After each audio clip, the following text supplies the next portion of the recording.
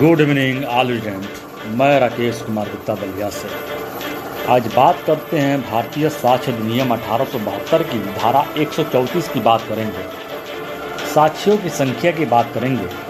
किसी मामले में किसी तथ्य को साबित करने के लिए साक्ष्यों की कोई विशेष संख्या अपेक्षित नहीं होती है, क्योंकि साक्ष्यों की कोई विशेष संख्या आवश्यक नहीं है कि विधि का प्रसिद्ध सिद्धांत है साक्ष्य को तोला जाता है। साक्ष्य को तोला जाता है, उसकी गिनती नहीं की जा सकती। Evidence is weighed and not numbered.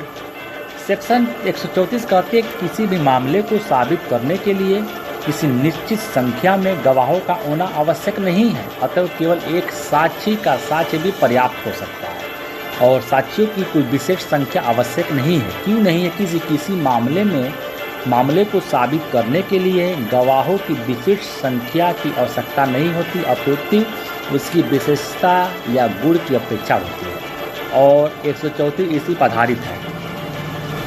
उच्चतम न्यायालय ने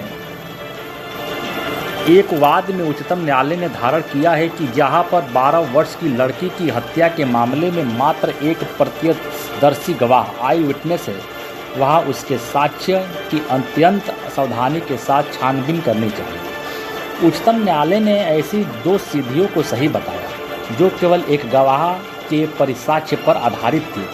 न्यायमूर्ति रोहतगी ने कहा कि कोई ऐसा तकनीकी नियम नहीं है कि न्यायाधीश भी कंप्यूटर नहीं होते हैं। सारी बात परिस्थितियों तथा केवल एकमात्र गवाह की सत्यता पर निर्भर होती है। प्रस्तुत वाद में प्रत्यक्ष तथा परिस्थितियों का साक्ष्य अभियुक्त की दोष सिद्धि के लिए पर्याप्त है और विचारण न्यायालय ने अभियुक्त को उस स्थान का खतरनाक बदमाश बताया।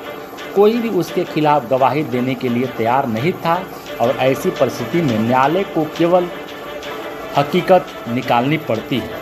उच्चतम न्यायालय के न्यायमूर्ति गोस्वामी ने कहा कि महत्व गवाही की मात्रा का नहीं बल्कि उसके गुण का है।